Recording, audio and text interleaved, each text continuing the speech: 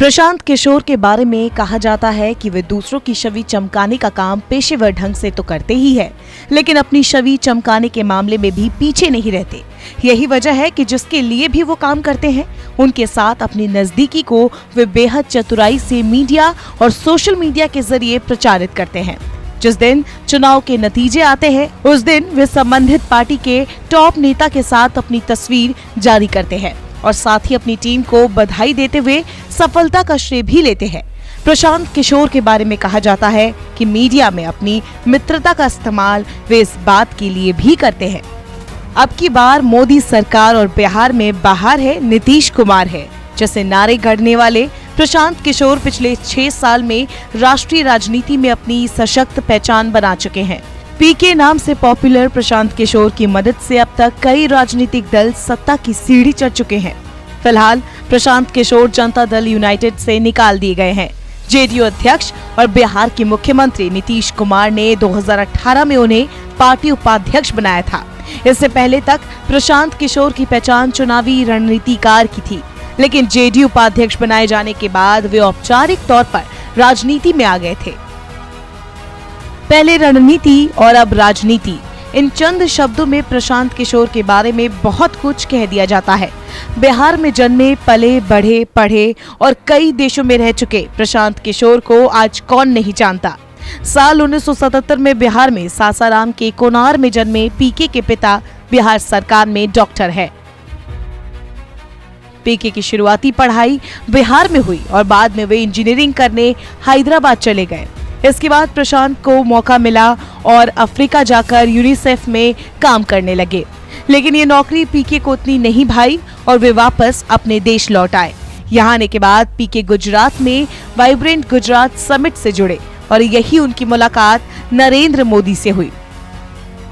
Africa में UNICEF की नौकरी छोड़कर प्रशांत किशोर बतौर चुनावी रणनीतिकार पहली बार तब चर्चा में आए जब 2012 के गुजरात विधानसभा चुनावों में तब के मुख्यमंत्री नरेंद्र मोदी के साथ काम कर रहे थे। उस समय पहली बार किसी चुनाव में सोशल मीडिया और अत्याधुनिक तकनीक का इस्तेमाल किया गया था। 2013 में जब भाजपा ने नरेंद्र मोदी को अपना प्रधानमंत्री पद का उम्मीदवार घोषित किया, तो उस समय भी उनके प्रचार अभियान का नेतृत्व प्रशांत किशोर ने ही किया। अगले साल लोकसभा चुनाव में सोशल मीडिया और तकनीक का जिस तरह से इस्तेमाल किया गया था, वो अभूतपूर्व था, लेकिन भाजपा के साथ वे बहुत दिनों तक टिके नहीं।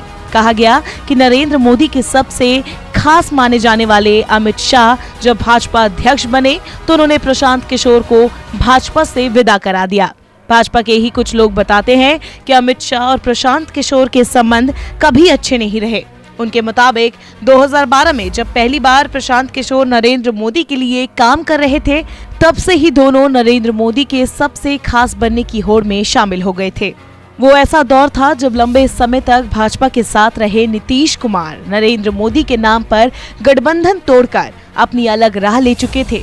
बिहार में अपने धुर विरोधी लालू प्रसाद यादव की राष्ट्रीय जनता दल से उनकी नजदीकी बढ़ रही थी। नीतीश कुमार कांग्रेस के भी धुर विरोधी रहे हैं, लेकिन समय की नजाकत को देखते हुए उस वक्त वे कांग्रेस के नजदीक आ गए थे। उसी दौर में नीतीश कुमार की नजदीकी बिहार से ही आने वाले पीके से बढ़ी। नीतीश कुमार 2015 के बिहार विधानसभा चुनाव की तैयारी कर रहे थे। भाजपा से अलग होकर 2014 का लोकसभा चुनाव लड़ने वाले नीतीश कुमार की पार्टी जेडीयू बिहार में 2 संसदीय सीटों पर ही सिमट कर रह गई थी।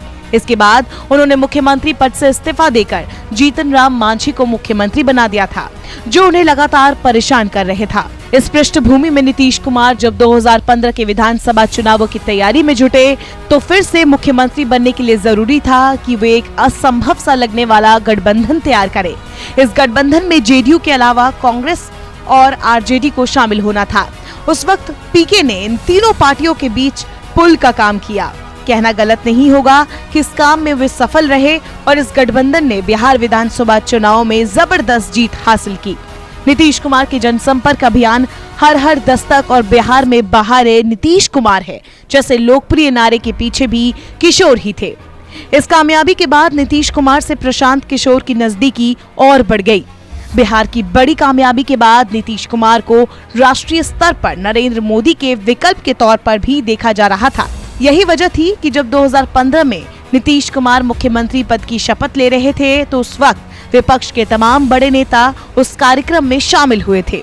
लेकिन इसके कुछ महीने बाद ही नीतीश फिर से भाजपा के साथ आ गए और उनके कुछ समय बाद प्रशांत किशोर जेडीयू के उपाध्यक्ष बना दिए गए। लेकिन वे अब भी भाजपा विरोधी पार्टियों के साथ काम कर रहे थे। इस दौरान सबसे पहले वे वाईएस जगन मोहन रेड्डी की वाईएसआर कांग्रेस के साथ जुड़े। फिर पश्चिम बंगाल में वे ममता बनर्जी के साथ काम करने लगे। हाल ही में उन्होंने दिल्ली में आम आदमी पार्टी के साथ भी काम किया। इन सब के बीच कई बार ये सवाल उठा कि पीके की पार्टी जेडीयू तो भाजपा की सहयोगी है, लेकिन खुद वे भाजपा विरोधी पार्टियों के लिए काम कर रहे हैं।